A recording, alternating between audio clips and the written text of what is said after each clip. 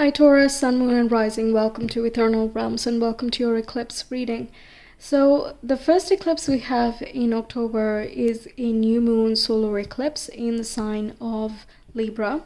That's where the south node is as well. And Mercury is in the splash zone. It's quite involved here, so we are able to consciously understand this, or at least internalize the changes that are being triggered at this time. Also, on the second one, we have a full moon lunar eclipse in your zodiac, so that's going to be a very pivotal time for you as well. Now, Libra falls in your 6th house, and that talks about your routines, lifestyle, exercise, your work, occupation, the way that you come of service to others. And meanwhile, when we talk about Taurus, we talk about your personality, your worldview, your sense of reality, your attitude as well. So very interesting stuff going on here. Let's get into it and see what this is bringing in for you. In the first one, we get the sword. Okay, now with the sword, we talk about decision-making abilities and critical thinking as well. It's about cutting out certain influences that don't work in your favor. So it can be certain habits that don't work for you, but you have been in partnership with those habits for quite some time. It can even be influenced by one other person in your life as well who has similar habits and is quite encouraging of continuing it, but you might feel as though at this point in time it does not resonate with you anymore and it's time to let certain things go. It can also be that you're fixing your lifestyle in a way even if it is not influenced by another person. Now this can be communication style too, because swords represent communication and thoughts, so any negative thinking or negative self-talk in day in and day out, all of these things are going to be brought into focus so that they can be transmuted. Now eclipses, whether they are solar or lunar, partial or full, they always bring about this influence of fate because the nodes are involved. So there can be some communication that comes in unexpectedly that creates this trigger of wanting to change or decide that this is not working anymore, I'm going to change my trajectory. And it can feel kind of like things were working in the backgrounds that you had not quite noticed, or it was not out in the forefront for some of the other reason, but now is the time to reveal these information. Okay, now this imagery here looks a bit like the solar eclipse, meanwhile this here looks like the lunar eclipse. So for you personally, it can feel as though, this particular eclipse is like, okay, but you're still coping with things and trying to understand things. But in the lunar eclipse that's coming up, that's when you actually integrate all of these shifts and changes more consciously. Speaking of, we have the flame, and this talks about that soul energy, the fire, the spark. It's the soul in action, expression in action. There is a recognition of the self, of where you're going, what you're doing, and there is like a path being lit ahead. Additionally, this can be just fire energy. You are quite passionate at this time, and whatever is being revealed to you is going to be more related to your identity, how you connect with yourself, what you prioritize in life, what are you valuing at this time, and are you showing up for it? Are you expressing it? If so, how can you do it better? How can you feel as though you're onwards and upwards and as though you're growing and expanding? Now, the flame can also talk about the beginning stages of a new project or an enterprise that comes to mind. It can be creative and curious insights that occur as well, which can be quite exciting for you. So let's divide this into two sections. For the entire reading, I'm going to get you the tarot cards for each now. All right. Solar eclipse in the sign of Libra, please. How is that affecting Taurus?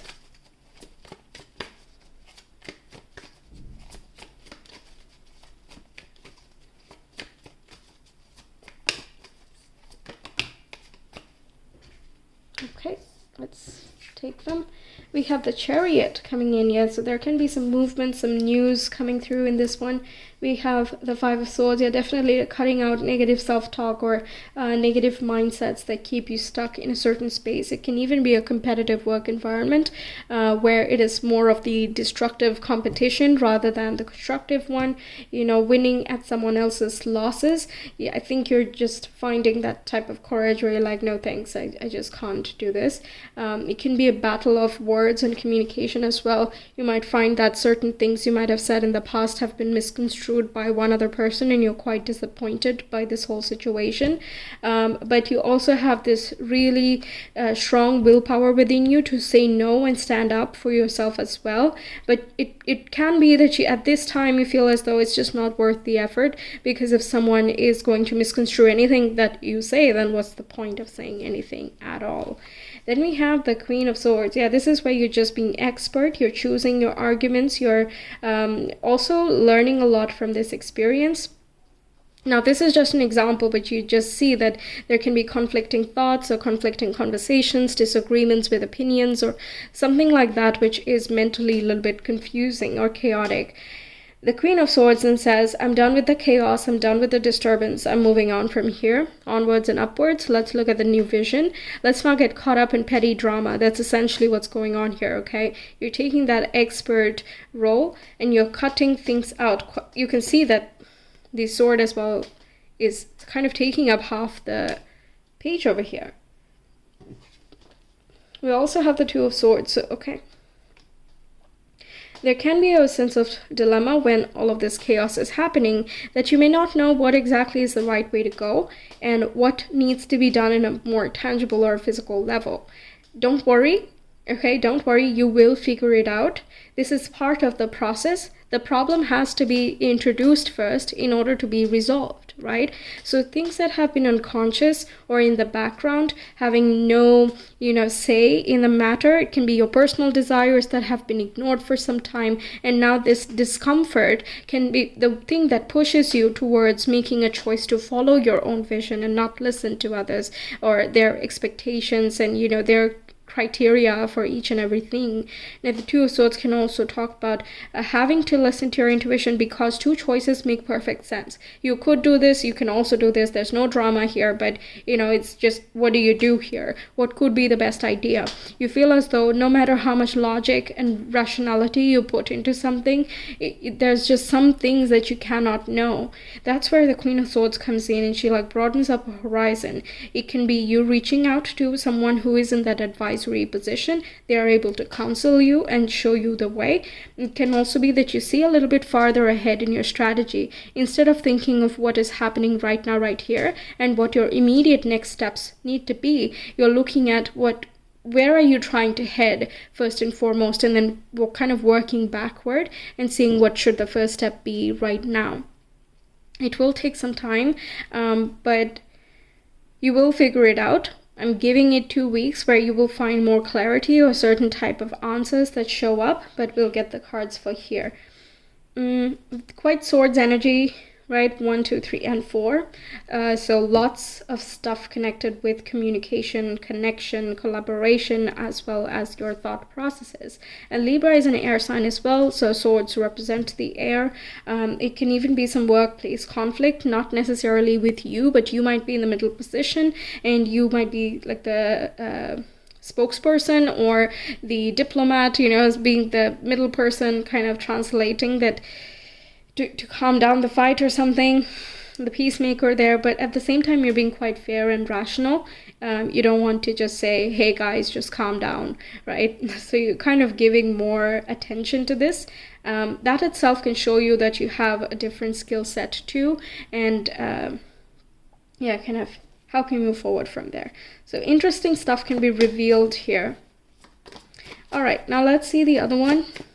What do we have for the full moon in Taurus eclipse for Tauruses? What's coming through there?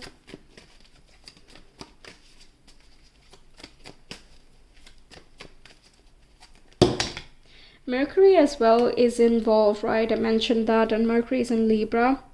So that can be a lot about diplomacy, articulating properly, caring for how others are going to perceive something. So yeah, I think that's part of the whole situation too. One more. And in the second one, we have Mercury very close actually, conjunct Mars. And Mars is fierce and active, dynamic. It's warrior-like, doesn't stop until it gets to its goals. Quite determined in that way. Also takes initiative. So this is an interesting combination when we connect that with the mind and speech. So it's as though whatever you say is coming out quite confident, quite sure, but on the flip side, it can come across as aggressive or pushy or things like that. Of course, every side of the story does not resonate with each and every person. It depends on what you are like naturally. If you're not generally an aggressive person, of course, one fine day you're not going to start yelling at everyone. But if you generally have the tendency to be, short-tempered, then this can be a time that really irritates you, and you have to, watch how far this flame is going to go. All right, let's see what the tarot says. We have Temperance, which talks about balance, moderation, and healing. And it kind of shows that full moon energy that's going on. Okay, then we have the Magician, which is about being careful with the words, being expert with words, as well as presenting skillful crafts and documentation. It's about maintaining connections, networking as well, getting along with others. We have the Strength energy coming in with 3 major arcana already. That's really cool. Now, Strength corresponds with Leo, Aries, as well as Sagittarius. So these can be some important zodiacs for you, but you can also be essentially talking about channeling that fire energy here. How far are you tempering it? How far are you expressing it? Are you letting that flame die, or are you trying to turn that into roaring flame? These are kinds of topics of how do you channel energy, essentially. The person that you are and the person you have become, how is that flowing in order to create something or connect with someone? How is it really working? What is it doing? And then we have the Knight of Pentacles, which I really like because of its grounding influence. So far, it has been quite dynamic. And here, Strength and the Knight of Pentacles are stabilizing. So it feels as though you are recognizing something quite meaningful about yourself. You might be noticing how you can adapt to different situations, and you are not really known for your adaptability. Doesn't mean you're not, okay, but that's not what Taurus stands for. So it can always be a very pleasantly surprising time when fixed signs discover that they're capable of adaptability, flexibility, openness, all of these things, okay? So I think you're seeing that side of yourself, and you're full of confidence around this time. Also, like I was mentioning earlier, you might be more seen as a result of your energy, your expression, and the Strength here indicates that you're expressing your passion in some way. You're doing so, again, in a poetic manner, perhaps, but it's coming out and creating the right vibration. Now, the Temperance also indicates that manifestation energy along with the Magician. It can be that you're attracting certain relationships or circumstances that were in the background, perhaps, but reveal themselves to you at this time. This can be work-related matters, but this can be, support from your home environment and other loved ones. It can be your inner self coming to the forefront, and you're like, yes, this feels right to me. This resonates with me. I'm on the right track. I know it. And then off you go, putting in that strong, steady effort, consistent effort that Taurus is known for. It's as though you're finding that passion. If you've been feeling lost a little bit or chaotic and confused a little too much in your head, this eclipse here is quite nice for understanding whatever was going on in the head, but also bringing that down to earth. Quite stabilizing, especially for you. So let's see what else we see for Taurus. The first eclipse, please. Virgo, moon in the 3rd house. Yeah, see, this is where the whole analytical skills come in, the strategy comes in. It can be that mediator thing of wanting peace and high quality work environment, or your surroundings need to be peaceful. It can also talk about being very organized and strategic, not keeping everything in your head, not trying to remember everyone's name and their details and all of that, but writing it down somewhere, keeping things organized so you're much more clear about the direction you want to take. So you might feel quite compelled to do something like this around this time. Also can talk about being quite detail-oriented in your approach. So it can be your mentality, improving your, again, self-talk, but also it can be like how you approach others. Just keeping a healthy environment, that's essentially what's coming out. That's important for you. And if you're not getting that in the environment you're ready to make a change. Next eclipse, please. 12th house, Gemini and Uranus. Yes, this is where the unconscious energy becomes conscious.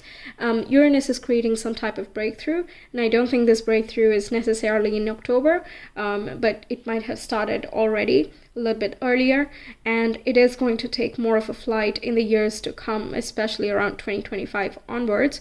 But either way, things you've been working on in the background, the thoughts you've been having, or the experience you've been gathering, that is going to come out into the forefront in some way. Or it leads you towards an unexpected idea or an unexpected project, a path, and somehow it feels fated and spiritual. Okay, now of course astrologically the nodes are present, but it's also nice to see the 12th house of fate intervening. And Gemini again indicates, an idea or a communication, but because it's falling in that 12th house, I'm inclined to say that it's more spiritual in nature, or you discover this through introspection when you're by yourself or when you are sleeping. An idea comes to you through your dreams and you can't wait to realize that on paper. You see a vision, a scenery, and you want to draw it, you want to express it. Something like that, where it's moving, but you might not be able to explain it to yourself or to others, but you kind of just know. Okay, Gemini, Uranus, it's just a knowing. It's hard to explain.